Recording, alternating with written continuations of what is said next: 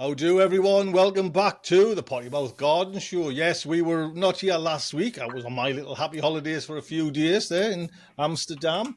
Wet and miserable Amsterdam, I must admit, I must say. It was soaking wet, but it wasn't as bad as the storms over here. So, yes. So, as you can see, Audrey shaved all her hair off and grown a beard. Hey!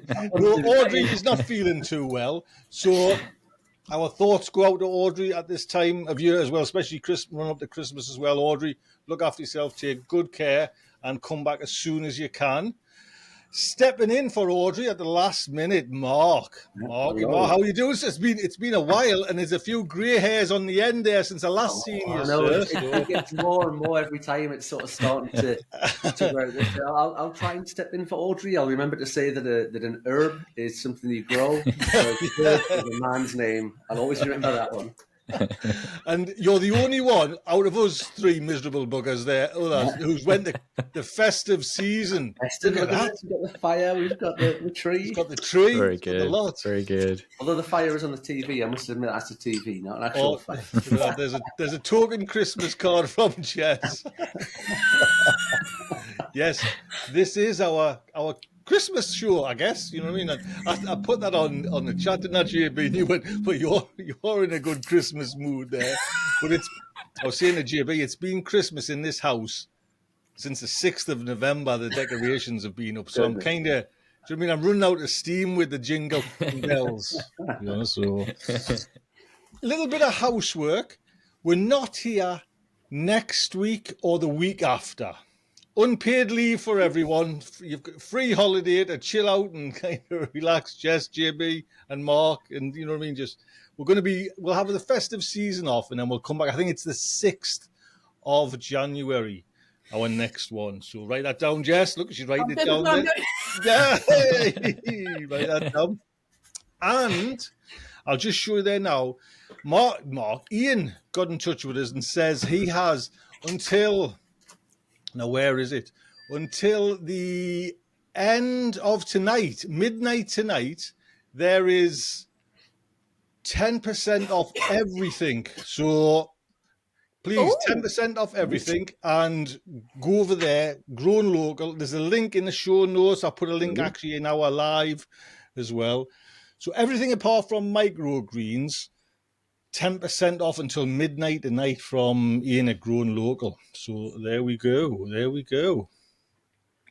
That's good. JB, how are you anyway, sir? Are you good? Are you well? Very good, thank you. Yes, I've had a sneaky day off work today. So I've been up the allotment, chilling out. It's been lovely blue skies, actually. We had a little bit of grey, but it's really mild. I went up wearing like 4 layers. Look, I'm in a t-shirt now because I came into the house and I was like, oh my god. So I'm cooking. Yeah, it's really, really mild. So really, really nice day for it. So JB, you're known for being a little bit thrifty with the money. So what's your heating set on at the moment? We've got a Nest and it's on 17. That's are you low. Lower than that or not? Low. Yeah, we don't have it on a timer. We just do it based on how we feel, and then we flick it on when it needs. But Jess got really cold, which is why I came in the house and I was like, oh my god, because it was on 19 when I got in, which is quite warm when you come in. Oh, Jimmy, you'll be panicking. Get the heat off. Get the heat off. Right. You do realise apparently that's the worst way to go on with your heating, just turn it up. Yeah, I've heard mixed things. Yeah. Yeah, we do tend to keep it off for as long as we can in the morning. We stayed wrapped up because we're working from home in the office. We just stay wrapped up until we've got to go on a work call or something, and then you've got to look a bit more presentable. Chris is saying there 21 in Yorkshire. Oh, Chris, man, bloody burning. I don't know why I'm typing in the thing. I can actually speak. So what's going on today? It's 21. It's 20. Well, it drops, but when the heating actually comes on, which is like 3 times a day, it like takes it back up to 21. 21. That's Jess. That's exactly the way how to. Apparently, we had the service engineer for the boiler came in. And he says, well, you're blowing, throwing money out the windows there. Just have it on a certain one. And mind you, with this Nest program, which we've had the Nest thing for years, you could just see it. The times how the heat was going, like cutting down from, like, say, 6 hours, 5 hours on your history. And then we're down to, like, I think 3 hours, 2.5, 3 hours a day now, where it just kind of bloop, bloop. Yeah. But it's only Interesting. 17 at the moment. You know what I mean? It's mild as anything out there. You know what I mean? So, Jess, how are you? Are you good? Are you well? Yeah, really good, really good. Just went Christmas shopping like day before yesterday. My first foray into Christmas, and it's taken me 2 days to recover. I went to a really fantastic old school pick and mix shop in Covent Garden, and I went in there with a list of people. I was like, right, I'm going to get just as like a side present. I got nobody anything apart from I filled a whole bag for myself. Nothing.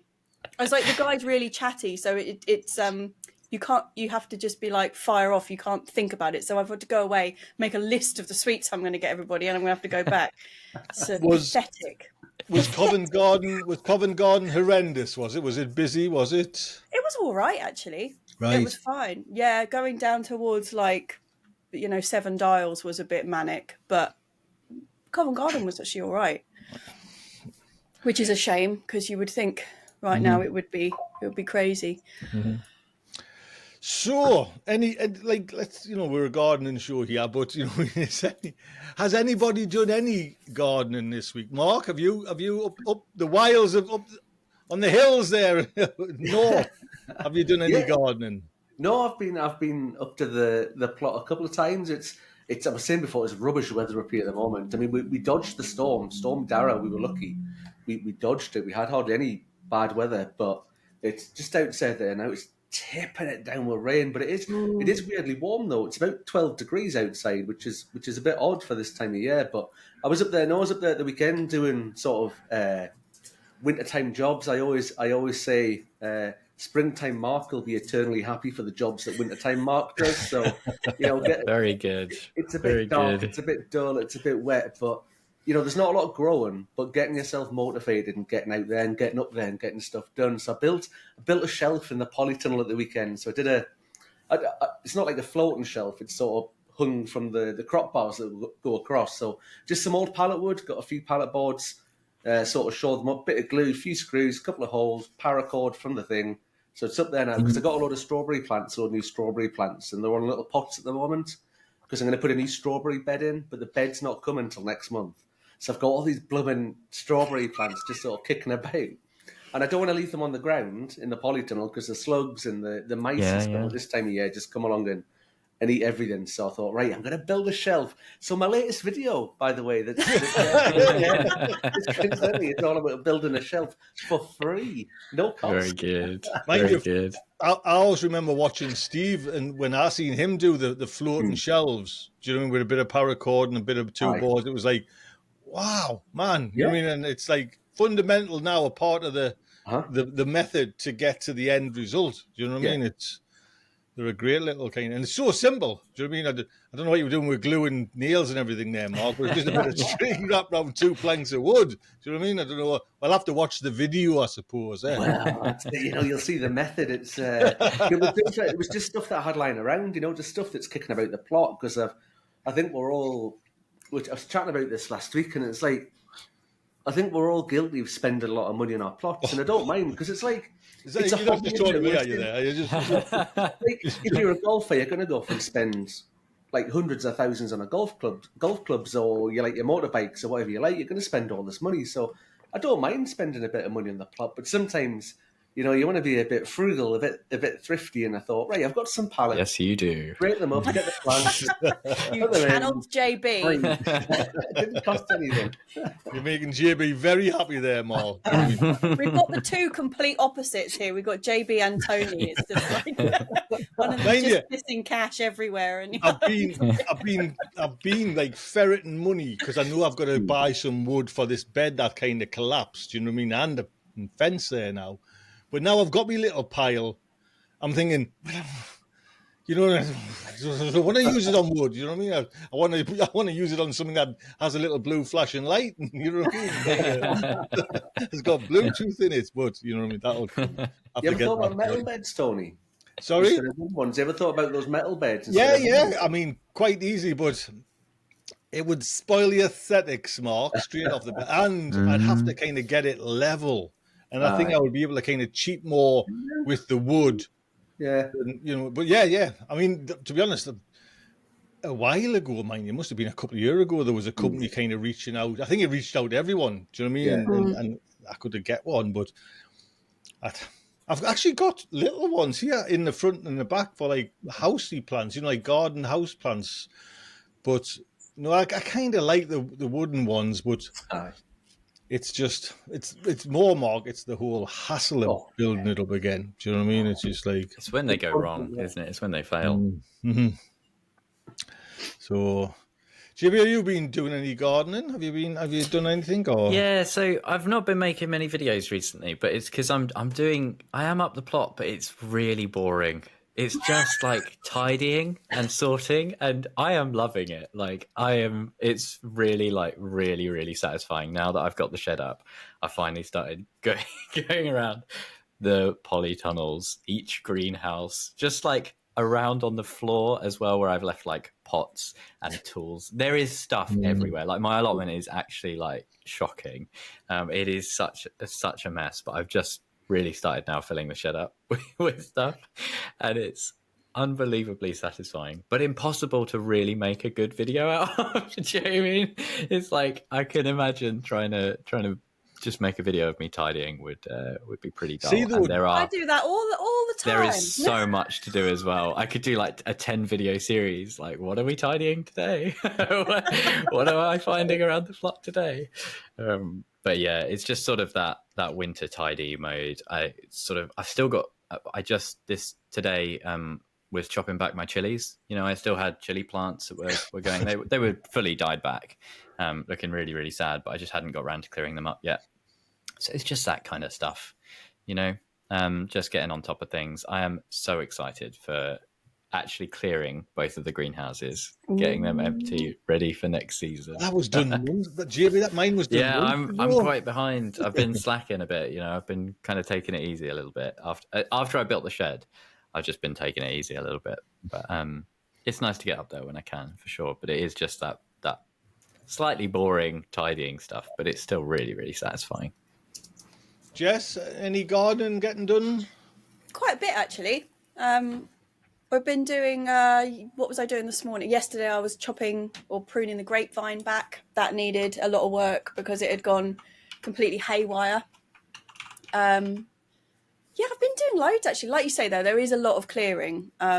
But I'm not that discerning about what I film, so there's been a lot of clearing. You're just clearly more skilled at making it entertaining. entertaining. Nice music on it, and it's fine. Yeah.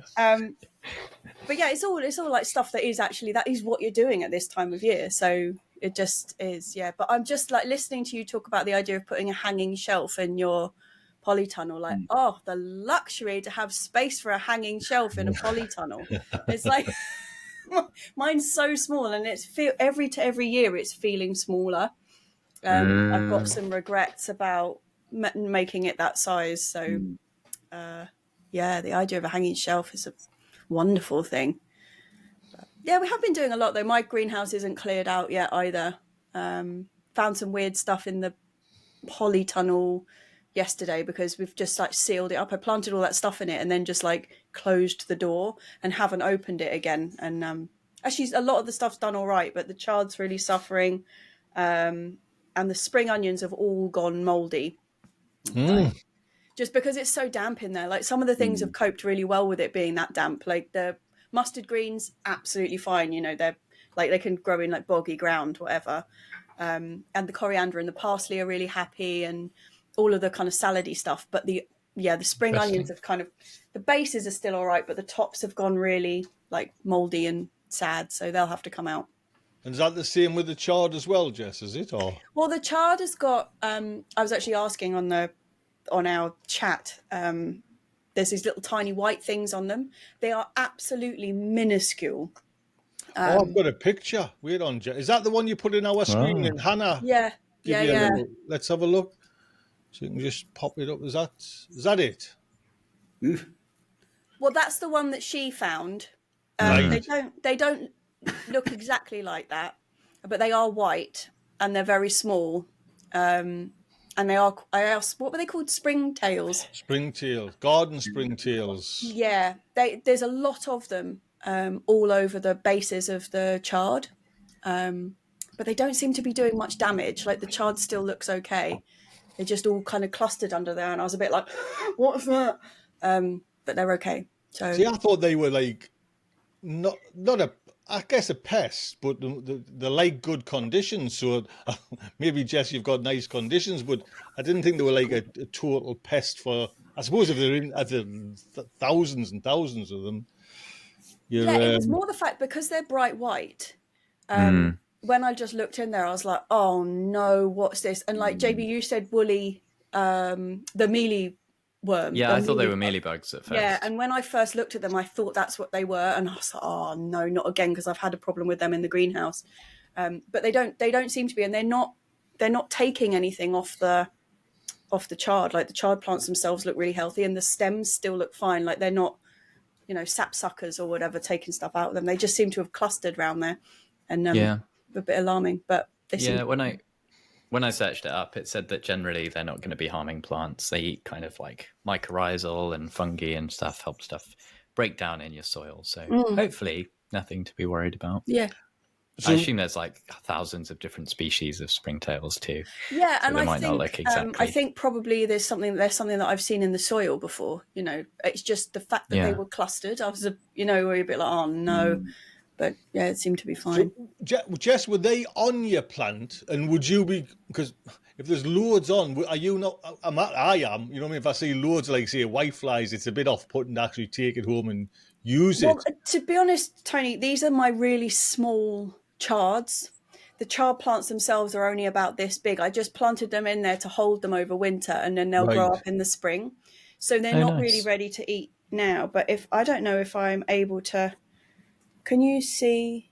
Like that's the side. Oh no, it's useless. I'll do a mark. It's on my video this week. That's coming out tomorrow. What else are we here for? But so they're really clustered. I don't know if you could see the white round there, but the plants themselves are only this sort of big and just like emerging. So there's only about 3 or 4 leaves, and they're just in that in the crux of the leaves. But they're really tiny. And I was whinging about my the camera on my phone last week. Yes. Turns out its magnifying capabilities are incredible. So I sort of partly take it back. It's absolutely amazing. Yeah. Oh God. Tune in later this week to see the footage. I've got some I quite like taking photos of stuff like that. So I've got some macro lenses on the way for my phone that I'm quite excited to try out. It'll be quite cool. Just a little clip-on thing. As well, instead of having to put them on the big camera all the time. Yeah, exactly. That'd be fab. Yeah. They were. JB, you know what, JB, when you said, there's nothing really to film, I love them kind of scenarios because that's gives me the excuse just to talk about events that's happening. So you can kind of just brush up, but then just say, you know what, I did this yesterday and we did this today. And I quite like that as like a filler for the videos if there's nothing going on. You know what I mean? Just walking around the plot. You know what I mean? Just kind of. I like it to an extent, but I feel like I've done a lot of that in my latest videos. And sometimes I feel like I just need to give myself a little bit of a break so that I feel better again when I start filming, and I don't feel like I'm just repeating the same thing over and over to the audience. Do you know what I mean? I get a bit bored of my own voice basically after a certain amount of time in winter, I think. So also, I think with the clearing, filming it, like you have to get your head in the game for clearing. And if you're filming as well, it really takes you like you're constantly like, and then it doesn't get done. The thing I tell you what it is for me is when I am in tidying mode, I am extremely disorganized, right? So I'm like a little bird that just sees the first shiny thing, and I'll pick up one trowel and walk it back to the shed. You know, instead of going around and picking up every tool at once, I just like flit around with 20 different jobs, like bouncing around. And because I'm not filming, it doesn't matter that it's not satisfying at all. It's just like you kind of switch off that bit of your brain that has to plan out an arc for a video, or like for a video, I at least like to have some semblance of kind of before and after. But like, even if you only get the job halfway done, it's at least nice to have a sort of goal in mind. And I really struggle when there's absolutely like, and I have no idea how the video is going to start and end. Sometimes it's fine, but doing like 10 videos like that in a row, I think would drive me a bit potty. Is anyone tempted to sow anything, you know, like over the Christmas holidays? You know, like we always used to kind of, for a few years, doing the kind of the Boxing Day. I'm not doing any onion sowing Boxing Day, but Jess, are you got anything sown over the Christmas, the festive season? I've just sown some more broad beans. The first lot are like ready to go out. I've just sown some more. But no, I'm not doing Boxing Day onions this time round either. I was thinking about doing some peas, get some peas in like over Christmas and get them out really early. But whether or not, I don't know. Is spring going to be crap again? That's the question. Like, do you need a special variety of pea?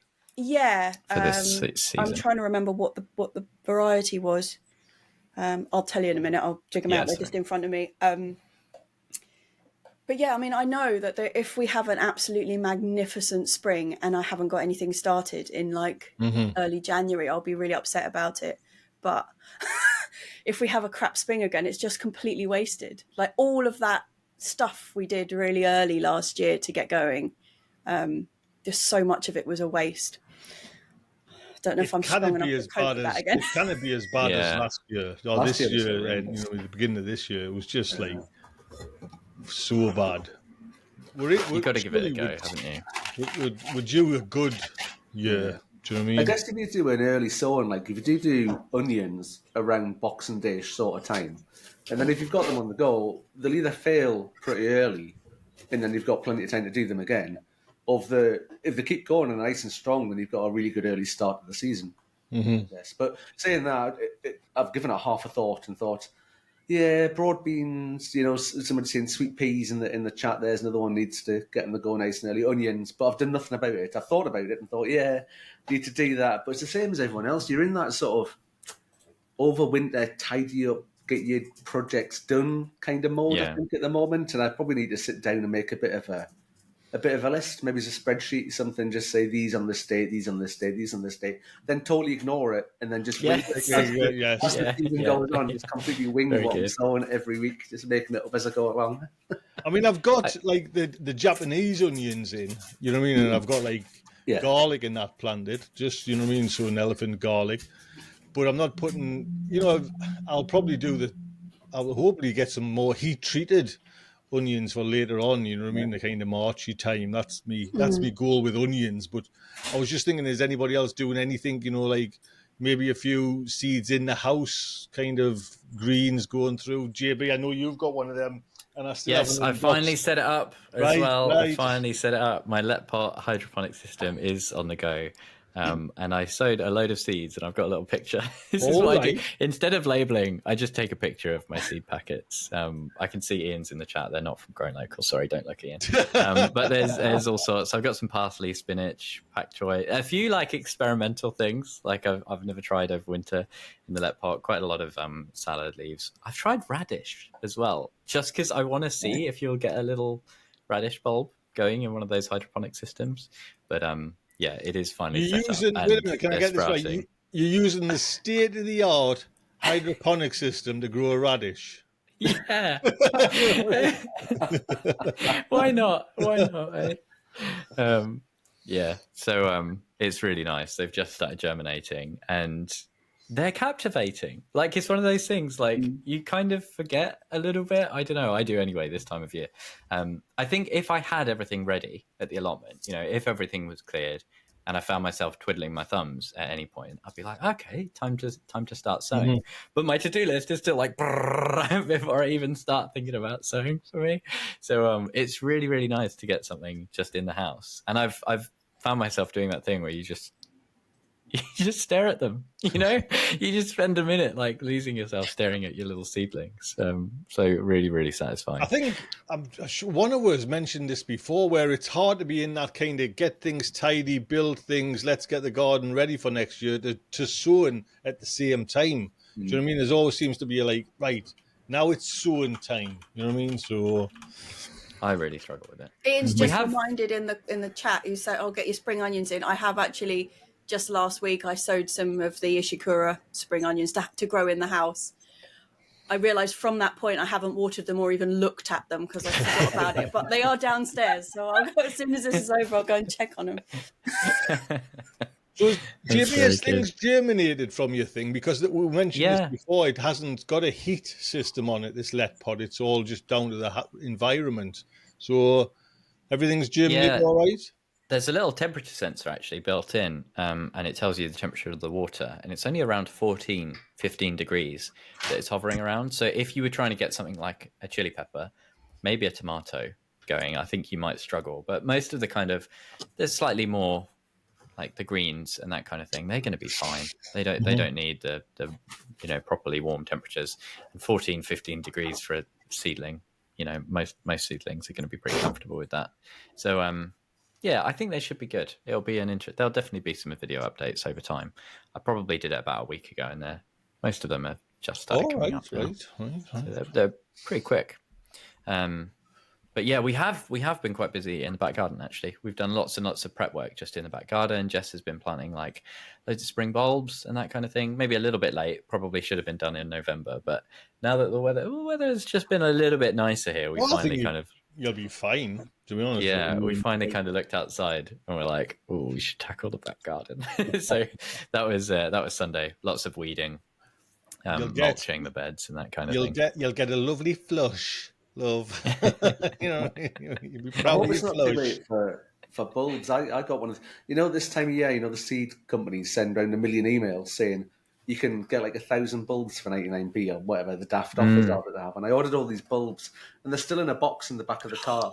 I must have taken them to the plot and back about a dozen times and never planted them yet. So I'm hoping maybe it's this weekend. Maybe I could do a video of me planting 500 bulbs in a row all the way along the edge of the plot. with a bit of background music on. Music sort of speed it up and I'm just sort of going along. Nathan in the chat has just said he got 955 bulbs for £10. I want to know what they are. That's incredible. It's like my worst nightmare. It was my worst job is when you're going around to someone's, like when you're working for someone doing their garden or whatever, and you show up at their house and you're like ready to chop stuff back, and they're like, oh, and I picked these up, and they've got like 2 carrier bags full of like tulip bulbs and daffodils, and they're like, if you could just scatter them around the garden. It's like the worst job ever. So I'm always really cautious about buying my own bulbs. It's like, God, the misery of that. It was always somebody who had a garden that was like, the ground was like concrete as well. Always. There's nobody who's got lovely soft loamy soil wants their bulbs put in. That was exactly me mum, and she would watch us, and then she would say, no, they've got to be deeper. They've got to be so you're like, hell, man, you know what I mean? She's hovering over us, you know what I mean? Must be deeper, son. You think like twice their depth, you think, oh, like not that much, but actually when you've got a decent size like a tulip bulb or whatever, and you've got to go down like that far, digging through concrete 955 times, it's quite tricky. We've got the worst issue for us in the back garden is we never plan out where the bulbs are. Like we never write them down, and we instantly forget, and we put plant pots on top of them and everything. So this year, all the bulbs are in pots and they're in lovely compost. Nice. It's been super simple and super easy. So you sound so smug. Yeah, it's nice. Have you matched them up where you've sort of got the tall ones at the back and then the middle height ones and the small ones and things, or? At the moment, all of the pots are just in the middle of the patio, and it's just no, where they're going to go. He's trying to put it over very politely. No, they're all mixed up. You can't remember where they are. You know what I I mean? was in charge of getting the compost and the squirrel defences, and that's it. That's all I've done. Oh yeah, I saw your picture. They're all each one of them is like really Yeah, neatly right. covered, I isn't cut it? out. Yeah. I cut out a bespoke bit of mesh for each pot, and then you just kind of fold it in and tuck it, and like the pressure of the pot edges just holds it in. It's really nice, Do simple. mice or rats ever go after bulbs? Yeah, I maybe. don't know if they do or not, because this time of year, I reckon we always see sort of mid-November onwards, the mice and the rats are so much worse because there's nothing about, there's no food, everybody's plots are clear and stuff like that, so hardly anything. So anything that is there, they usually go after, so that's my excuse now for not putting the bulbs out, is the mice and the rats. That's the reason why. Yeah. We always just blame the squirrels. Yeah. We have seen the squirrels digging around in them, but it could be something else as The well. rat, Yeah, and the the mesh. rats eat them. Yeah. The mesh isn't like perfect. There are kind of gaps around the edges. I didn't do like a perfect circle because that would have been. Can you imagine like trying to cut a circle of mesh? It would be so wasteful. It'd be like when you make cookies or dough or biscuits. And you just roll the dough up and go again. You can't do that with mesh. So it would be like, I'd be going crazy. So they're all little Also, squares getting that the have been edges cut to out. fold down on a circle would be so infuriating. Exactly. But we'll see. Hopefully they survive okay. But last year we did lose quite a few. It's the tulips I find always just like we plant them out and then like nothing happens. You see the ground is all like disturbed and you just go, it's nothing. That was worth it. Yeah. Mine, when we were in Amsterdam, it is the thing they're proud of. Do you know what I mean? Every shop has got some sort of fridge magnet tulip, wellies looking like tulip. You know what I mean? Like even like boxes of eggs, which you think are eggs, are actually tulip bulbs in a box. You know what I mean? It's just like tulips everywhere. Even when you go into the airport to fly home, you can buy a bunch of fresh tulips. Ridiculous price, €16. 16 euros for a bunch of like tulips. They saw you coming, Tony. They'd heard about your jalapenos. Bunches of tulips. Yeah. No, but just all over the whole city. There's just, you know what I mean? And just going down a rabbit hole there. I never really, when they say like, oh, Amsterdam, it's all bikes and it's all lovely, picturesque. It's all that. But the bikes fly. Oh, they do. Honestly, I've never known how fast, like a little old lady on a bike, you know what I mean? And they're just whizzing. And it's like the trams are on the path, so you've got to dodge the trams, but then you're stepping into the bike, you know what I mean? And they don't stop. They're just like whizzing past you. Do you know what I mean? Everyone's just like rushing. There we go. Got it off my chest now. Slow down. Feels better. Yeah. Is anyone going to the allotment Christmas Day to bring, or the day before, to bring some veg down for the Christmas dinner? Jess, you must be. Surely. There's nothing. We've got no parsnips, no Brussels sprouts, no potatoes. No, there's nothing. We've got lots of broccoli, but we're not having broccoli on Christmas Day, so yeah. It's the one event, Jess. I'm going to have to kick you off the show. Do you know what I mean? I really feel like it. Where was that certificate you gave me like 2 years ago? I'll have to rip it up live. Yeah, it's really, that's a bit of a shame.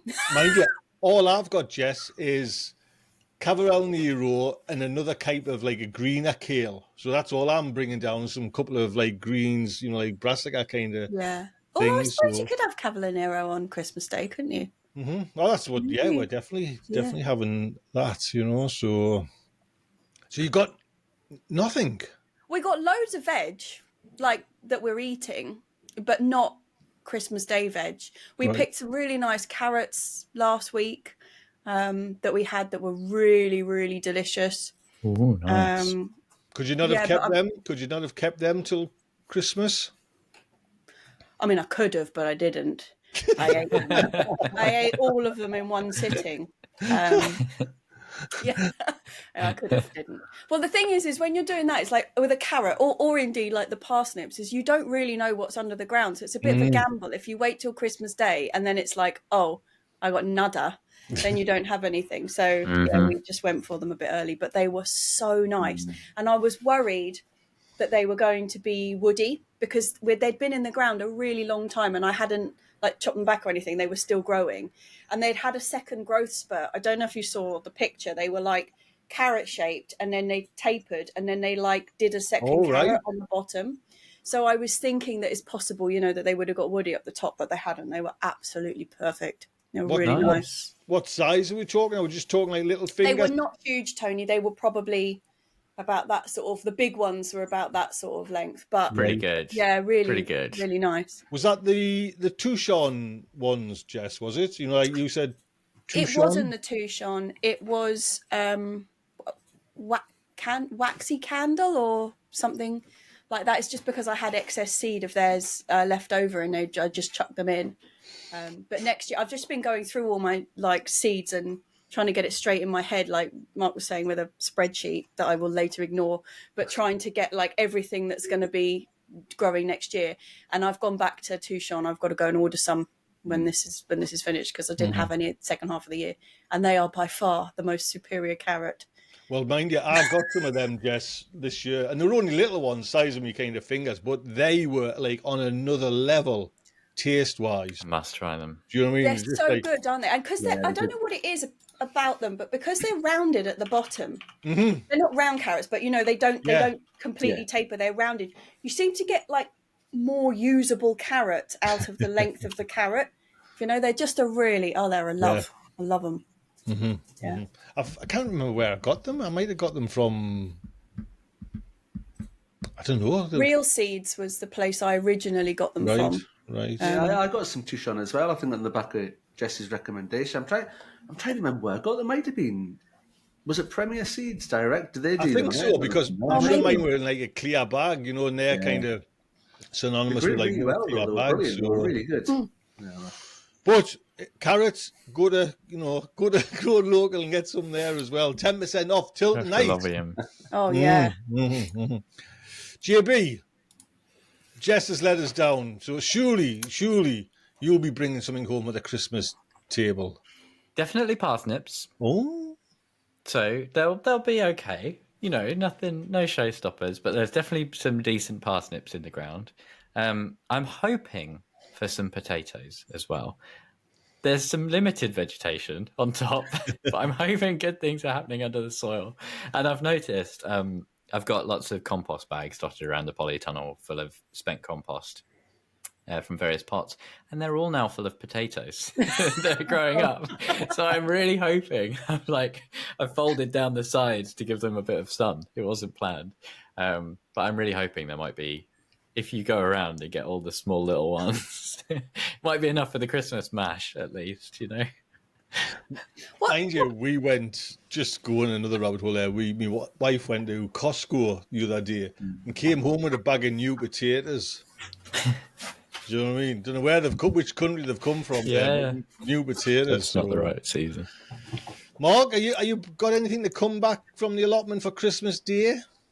Limited. There's Brussels sprouts on the go. Oh, well, that's a plus. Good. That's when the top of the game there. Yeah. I know. I'm feeling the pressure though, because I grow some for my mum and dad as well. And my mum was going the other day, are the sprouts ready? And I hadn't checked them, and I was like, oh God, and I had a quick look on Sunday, and thankfully I think there's enough for a dinner. So I think there's enough there. I've got carrots and leeks as well, but that's maybe cheating a bit because they've all been harvested over the last couple of weeks and chopped up. Because last year, the rats came last year, honestly. And the leeks. Yeah, you got video of them too, didn't you? Yeah, the bed full of leeks, and they ate the leeks down to ground level, just sort of mowed them over. And then the carrots, they got in the carrot bed and just dug them all up. And I don't, you know what? I wouldn't mind, right? If the rats or mice or whatever came along, and I went like, "Here's a carrot, off you go, enjoy it." But they come along and they'll eat a bit of this one, and then they'll eat a bit of that one, and a bit of that one. It's like, you've ruined the whole lot. You could just eat one, take one back to your little rat babies in your rat lair and enjoy it. But don't take a bit of each one and then ruin the whole lot. It's so annoying, isn't it? Bollocks, isn't it? So annoying. Why do they do it? It's so annoying. Isn't You just that imagine them like, oh. isn't that Audrey's nemesis with the squirrels? Like they'll just take like a little nibble here, nibble there, and you know what I mean. Oh, it's So infuriating. touch I wood. did it with my You know what I mean? chilies. We don't get rats. Like we've got there is a like, resident cat on the plot, so maybe that's chasing everything away. But that's you know what I mean. Rats. Talking about parsnips though, like, do you have any parsnip variety recommendations? Because every year I just pick one at random, and I don't have a go-to. Do you have one that you? I mean, I know, is it Gladiator? Is like That's the one that we did. standard one. That's I mean, is it? You think that's a decent one? Me personally, because Steve recommended that ages ago as well. I wouldn't waver from that. Just Right. because I've tried it as well, just and I thought they were failing once year, and I got a cracking year last year's one. You know what I mean? They were like brilliant. You know what I mean? So I don't know if there's other ones there. There is another one I can't think. There's so many of them. Like the parsnip. Yeah. I'm sure, like in memory, when you go to the seed racks in the garden centre or whatnot, there always used to be maybe two parsnip varieties. There seems to be masses of them. And I just wondered if like the newer varieties, had any sort of major advantage over the older ones or not. But it's not something like most things. I've got something like a go-to variety that I trust, and I know it's going to be like a solid one, and I've got nothing on the parsnip front. No.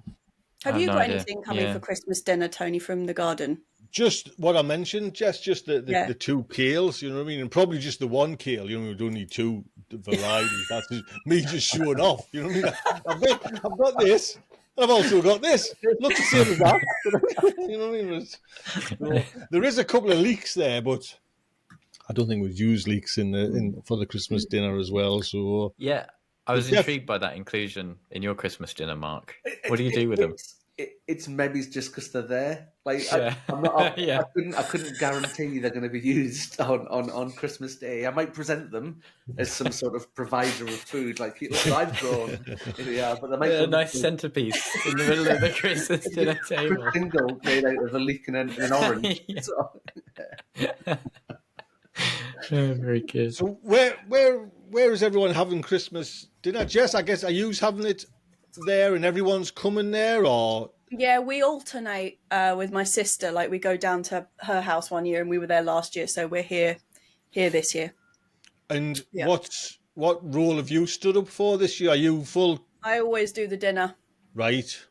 Yeah, do all the cooking. Are you a good cook in the way of like you don't get stressed, or are you one that kind of gets a little bit stressed when cooking? Are you? The only time I get stressed is when my niece comes in the kitchen and she talks incessantly. So the oldest niece is just like, she never says anything normally, like she's quite quiet, and then for some reason sometimes she just gets on one and she's just like like this for trying to get the potatoes out the oven. I'm like, please just back away slightly. That's the only time I've got stressed. That was not last year, the year before, and I was just like, I'm gonna explode in a second. But normally I'm quite calm. Yeah. Right. Normally I just get left to it, like there's not much interference. What's your piece de resistance? Like what's your kind of thing? Like I can do mashed potato like nobody. What's your one thing that you can kind of? That's a Jesse Sheffield special. What, in general or for Christmas Day? Christmas Day dinner, food. Oh, I love it. Stuffing's up to scratch. That's what I want. Basically, that's what I want. The stuffing's good. I like the stuffing. We normally have three gravies. Yeah, normally because we have goose, we normally have like two main gravies. So you've got like an orange and Cointreau gravy. Oh, mother chucker. And then you've got a standard gravy because the orange goes really well with the goose. So you get like quite a few selections. The gravy's always really nice. Hello. Yeah. Hello. Did you see Jimmy? It was like, hello. I think you've got another set a couple of chairs there. Hello. Orange gravy. That's nice. JB, are you the man of the kitchen? Absolutely not. My one job at Christmas is staying out of the way.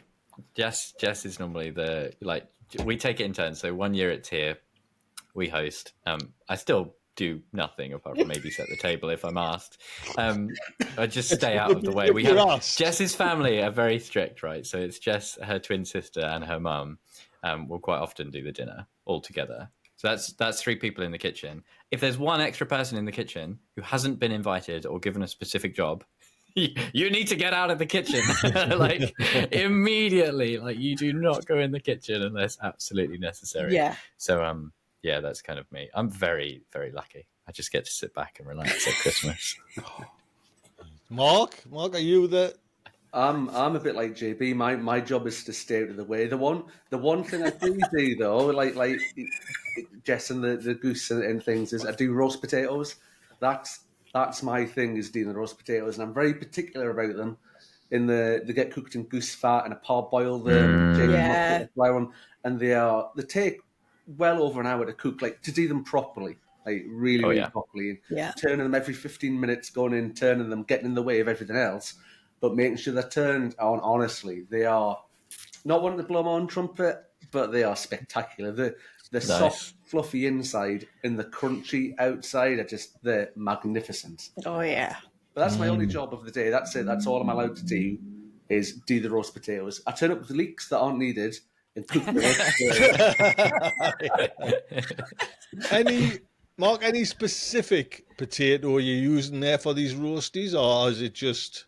Oh, well, I remember Steve telling me once that was wrong about this. So I always went with Maris Piper. That's my potato of choice. But he told me that King Edwards were better, so I'm trying King Edwards this year. But Maris Piper are my go-to. That would be my recommendation. The Maris Piper fluff on the edges perfectly. The King Edwards, although they got nice, I don't find them. They don't fluff well. Not quite as good. Yeah. Interesting. Maris Piper. Honestly, that's exactly. The King Edwards I've had this year. I'll not be going back. I'll be going for Maris Piper next year. You know what I mean? It's just not. Didn't hit the mark with us, to be honest. I don't know if it was just me. I think the King Edwards make a really fantastic jacket potato. Like, they're perfect for that. The skins and they're just wonderful. But and I'm not that keen on a Maris Piper as a jacket. But for a roasty where you want to, fluff them up, they are the queen of potato. I was watching BBC Breakfast this morning, sort of just sitting there as you do in the mornings with my cup of coffee and had it on. They were talking about roast potatoes on there. Ooh. And the lady on BBC Breakfast said, parboil them, fluff them up, and then freeze them. Yeah, I stick them in the freezer or out in the conservatory if it's cold enough. And get them Jesse really cold. They're amazing. Ahead of the curve. Wow, controversial, but I'm going to have to try it, see if it makes it better. I do that with chips as well. So I parboil chips and then they go in the freezer for a bit and chuck them out. Oh, it's just so good. I'm really hungry, actually. Yeah, this does happen sometimes, doesn't it? Well, for me, we're in a strange predicament because I'm the normal cook, but now the kids are kind of up. The kids have got their own lives. They're the cooks. You know what I mean? So they're coming. I mean, most days now, if the kids come round, they'll cook. Or Reed's living with her at the moment. He's cooking. He cooks most days. So on Christmas Day, it's the 2 kids are working together, teamwork, and you know what I mean.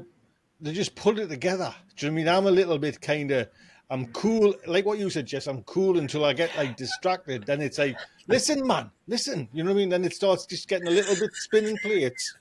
You know what I mean? So just let it get on. Do you know what I mean? Yeah. I do like mine. Yeah, no, this sounds a bit weird. I like tidying up afterwards. I put on a podcast or a video, whatever, YouTube, and I just let them all chitter-chatter in the living room and talk about things, and I just go on my own and just clean me cooker.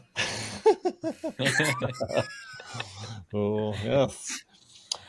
What time we got? Oh, we've still got a little bit of time there. Yeah. Anybody doing anything then, sowing, gardening wise, come January? Because we're going to have a little Christmas break, as I mentioned before. So, January, are we getting stuck in again, or are we wait? Because I'm personally going to try and wait till February.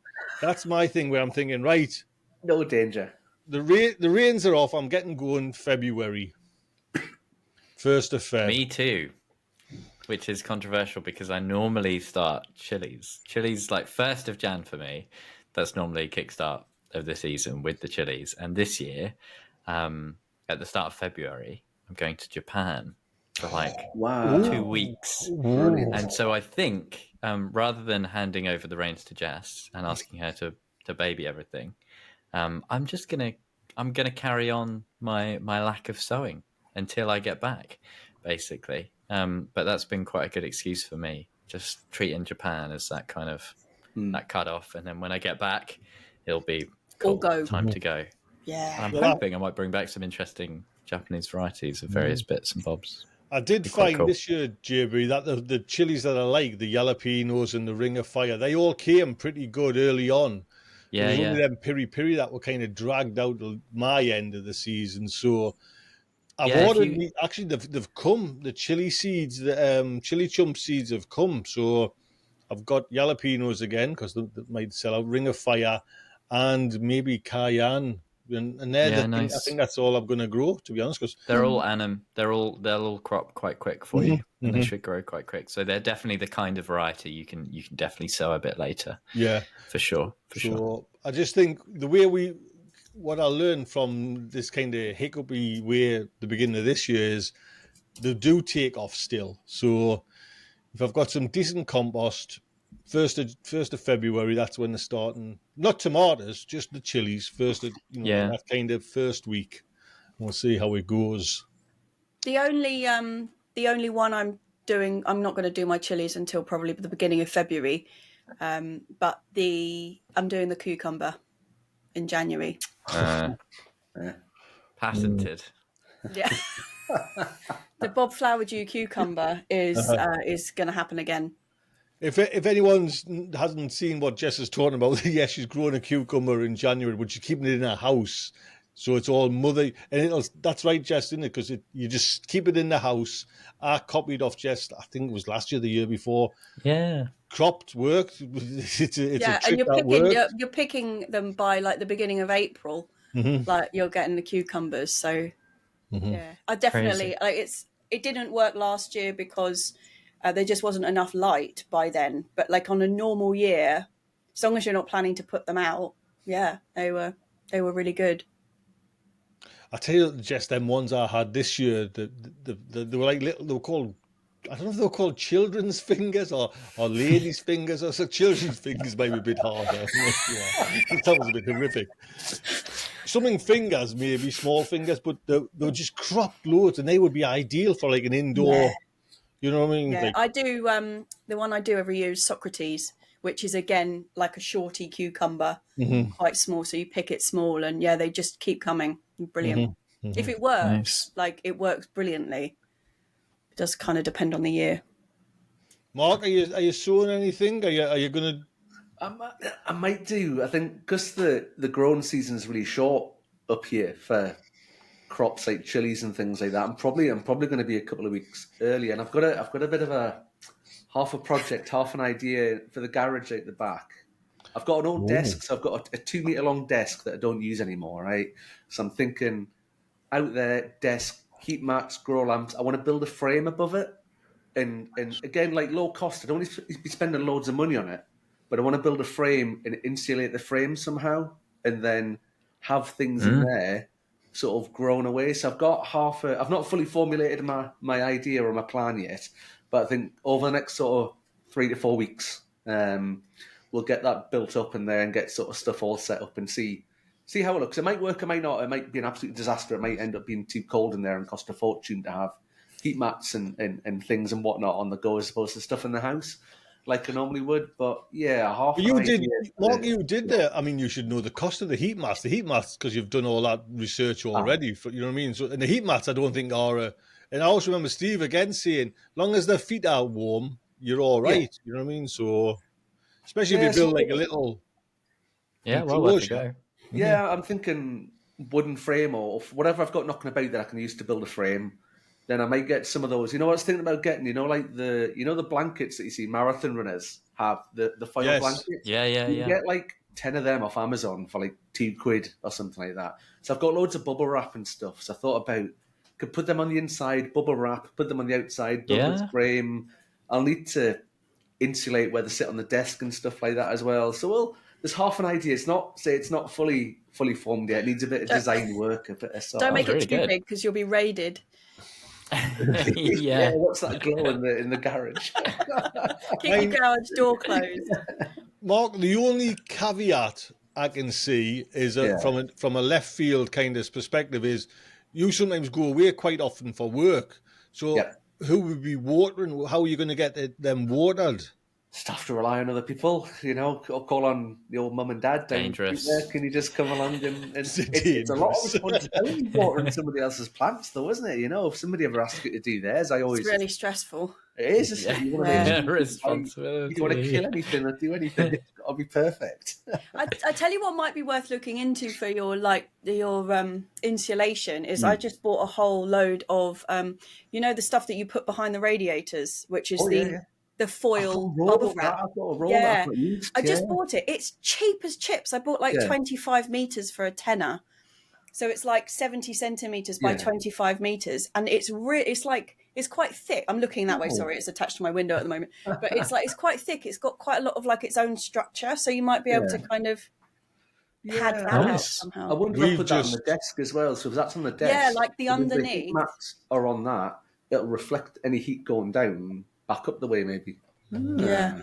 We've just done our radiators, Jess. We've just done our radiators with that. And like you say, it's stiff enough just to kind of, you don't even have to mess on taking radiators off, just slide it down. You just cut up where the brackets are and slide it down. It's been brilliant. Yeah, we've got it behind all the radiators here this year and it's made a difference.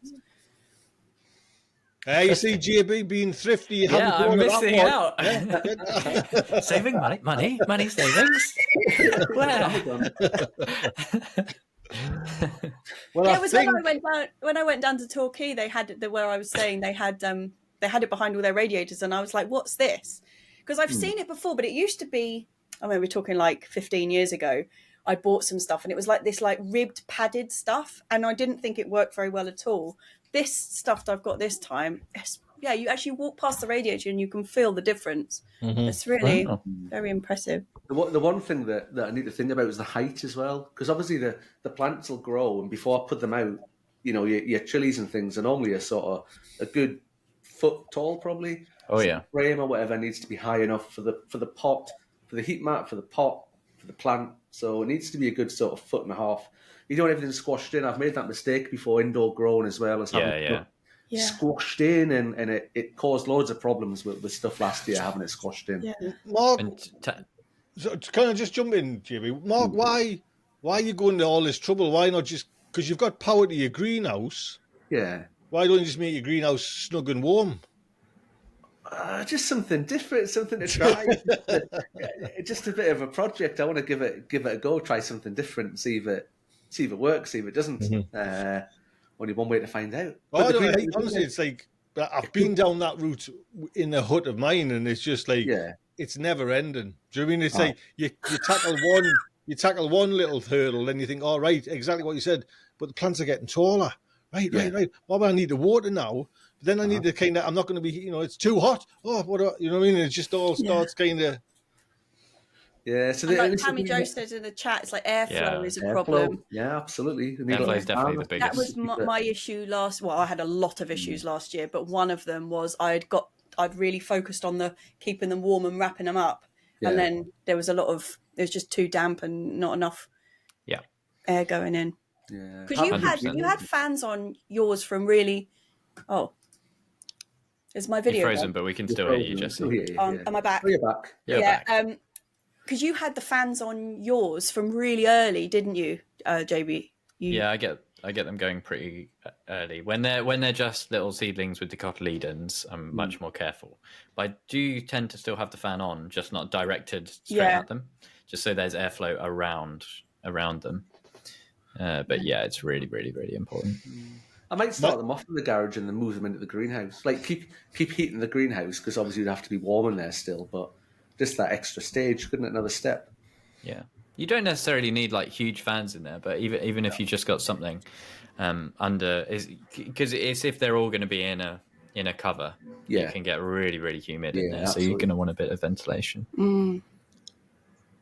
Mine, I'm looking forward to kind of starting chilies because remember last year JB was all clever. Is he going to be there again, straight out the blocks? Yeah, You know what I mean? they'll be a bit.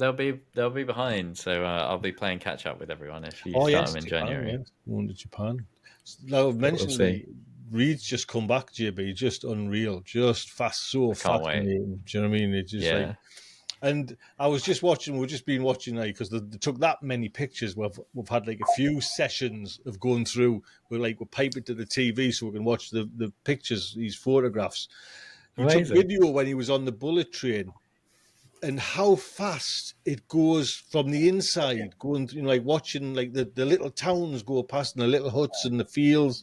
It's just unreal. Do you know what I mean? It cost a fortune to go on the bullet train, but. You know what I mean? No, I'm really, really looking forward to it. I've got a friend who lives in Tokyo. He's been out there for years. So there's a big group of us going out to stay with him for a little while. And we'll be in Tokyo for quite a bit and then staying in the countryside for a while as well and exploring and that kind of stuff. Wow. We booked it ages and ages ago, like nearly a year ago. And it suddenly come around quite quick. Just out of curiosity, who are you flying with? KLM. Is that Dutch one? Right. Because Melanie flew with Air France. Reed flew with one of the Eastern ones. I forget now. But the Air France one, Melanie says on the way back, it just came up, over the speakers. There is now a buffet at the back of the plane that will not be serving food. And Melanie said it was like a free for all. Like it was just like people were like grabbing. She says it was horrific. Oh my goodness! It was just horrible. Never heard of a buffet on a plane. Just like sandwiches, grab your sandwiches, and Melanie was saying there was parents grabbing sandwiches for the full family. Just like where Reed's flight back, I think Emirates or something like that. It was just he said it was just like they had 3 or 4. Was it Emirates?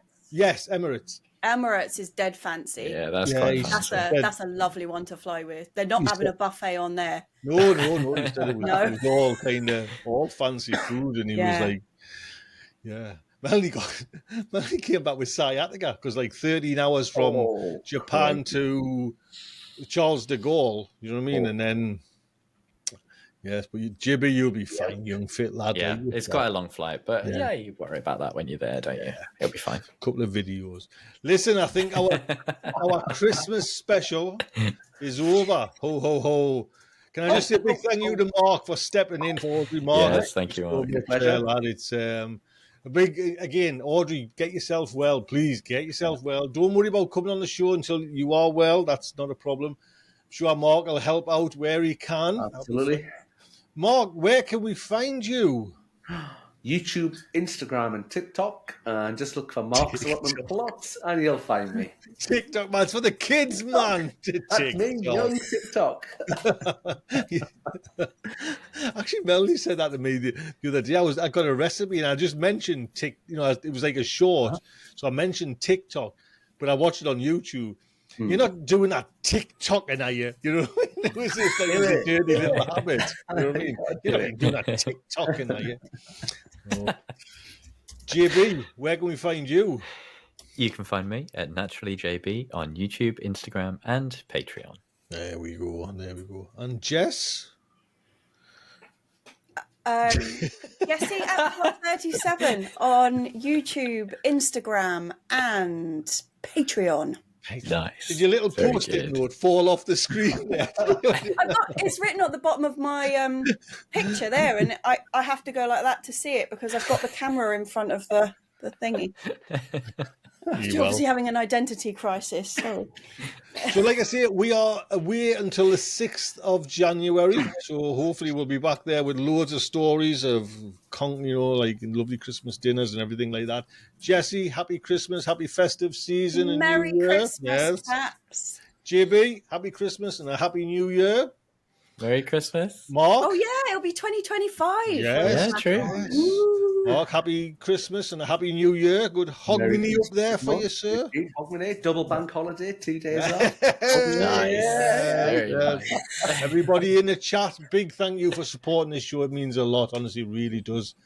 Thank you. Don't forget to support JB. Mark, you've got Patreon as well. Do you have a Patreon as well? I should have mentioned Patreon, shouldn't I? I'm on Patreon as well. And Jesse as well. Take good care, everyone. Toodle pip. Bye-bye. Thanks all. Bye. Merry Christmas.